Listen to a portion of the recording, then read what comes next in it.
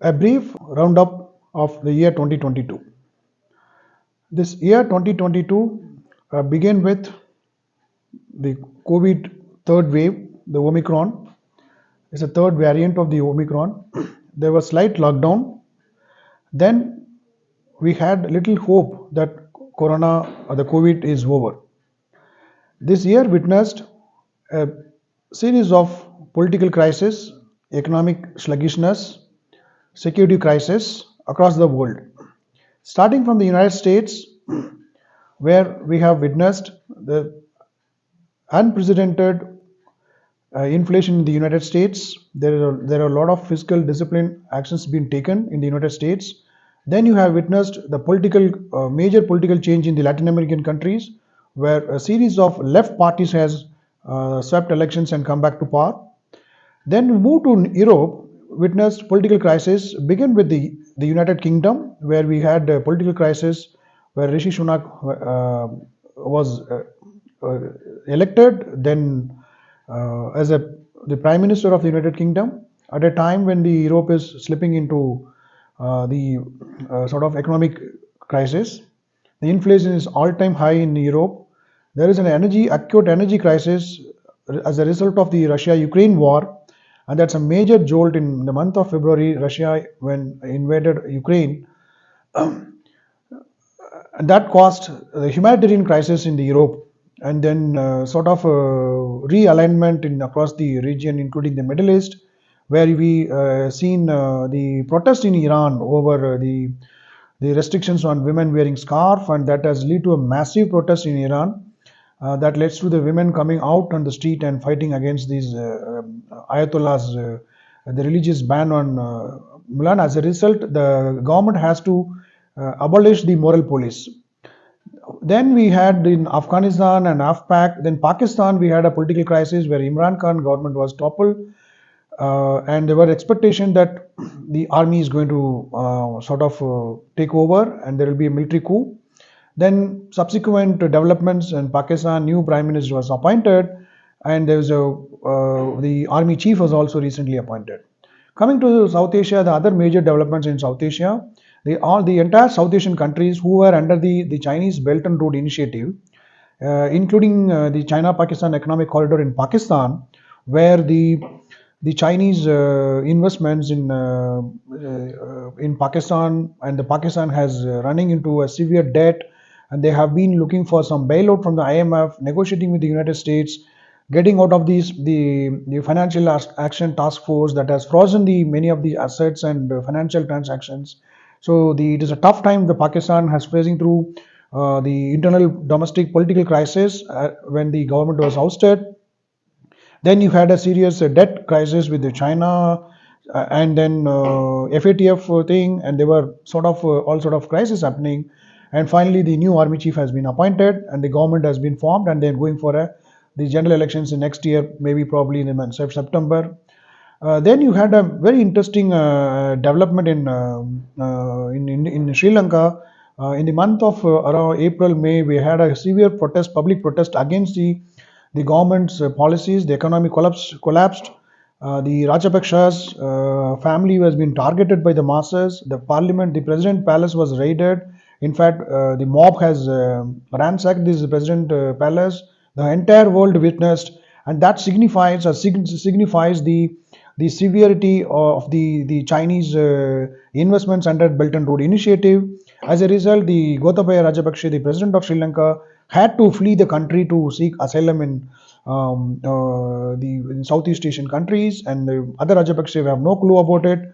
Then Ranil Wickremesinghe became a prime minister and sort of negotiating with the bailouts. India has also bailed out China.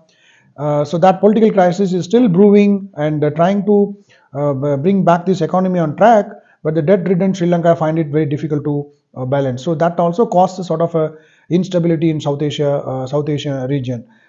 In the middle of this year, Nepal, we witnessed sort of a strange relationship with Nepal and the Nepal Prime Minister, and there are a lot of the tensions on between India and Nepal relations. Then the Prime Minister changed. The new Prime Minister have been appointed. So the political dynamics is also fast changing in Nepal. All these South Asian countries where China has been heavily investing in these countries have witnessed a sort of a storm, economic storm and turbulence in the since January this year. In Indian Ocean, there were a lot of course, the latest which we have seen couple of weeks ago, the Chinese provocation in Arunachal Pradesh, in the Tawang region, especially and as part of this policy of salami slicing. We had the Taiwan crisis that was a big crisis when the Chinese Air Force and the army had sort of surrounded the Taiwan. Then Nancy Pelosi's visit to Taiwan also seen as a sort of the U.S. assurance to their allies in Indo-Pacific to face the China threat, and there was a tension, strong tension, and that also tested the resolve of Xi Jinping, how Xi Jinping is going to react to the American brinkmanship in Taiwan Strait. Then Xi Jinping had a historic re-elected as the chairman of the Communist Party of China for the third term. He had assumed the office and consolidated his place in the committee.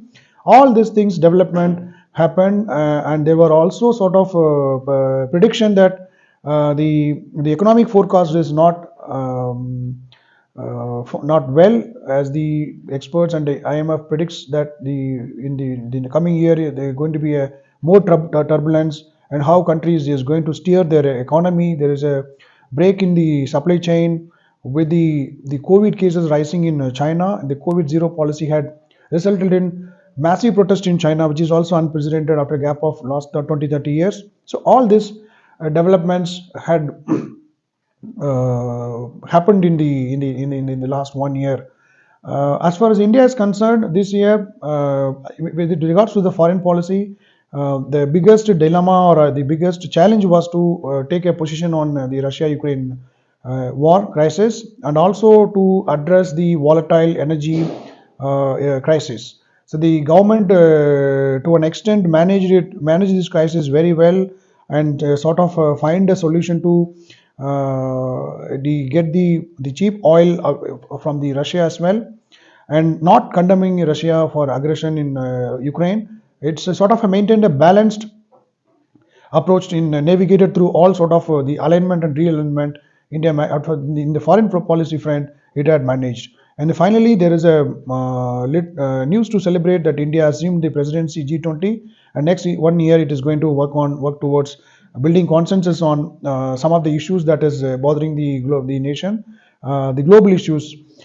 We also witnessed the severe impact of this climate change on the agriculture sector. The temperature has risen, the water shortage, and some of the disasters that also posed challenges to the local economy. So in a way, if you see this year is sort of a mixed. There is a lot of hope and crisis, and also many new developments that happen.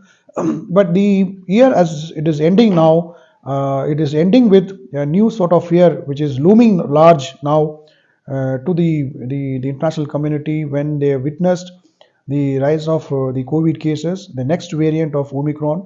Although the experts and the had advised no need to get panic, but the things are like the people among the minds of the people.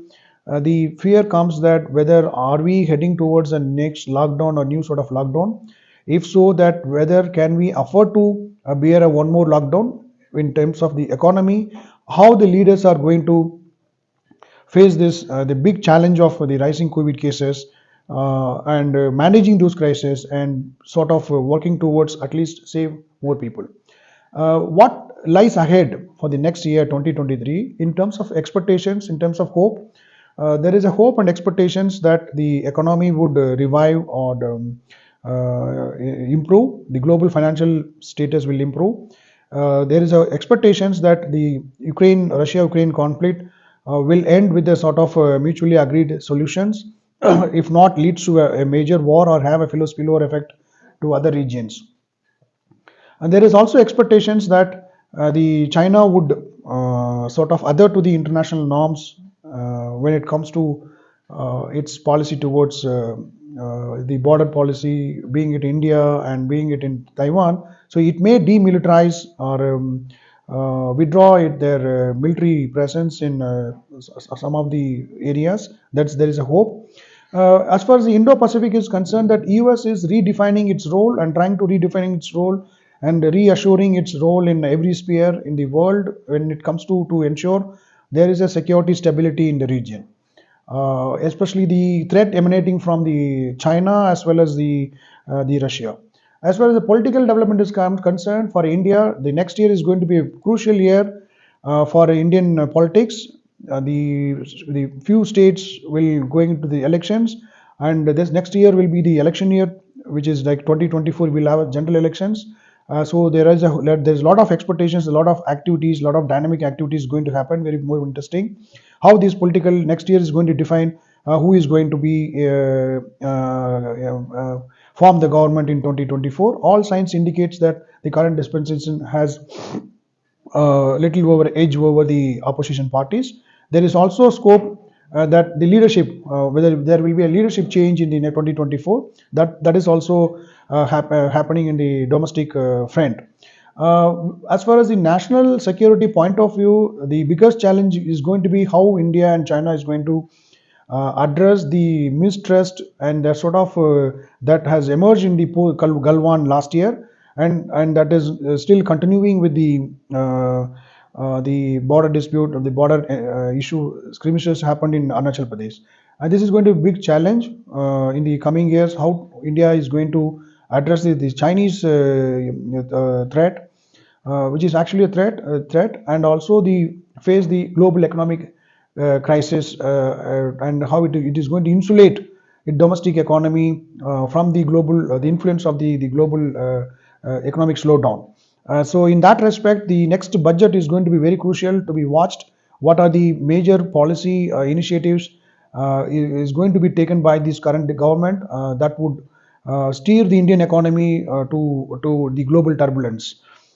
So we hope that next year will be more positively in terms of the political and security development, and in terms of the coronavirus, we hope there will be more negative news on corona.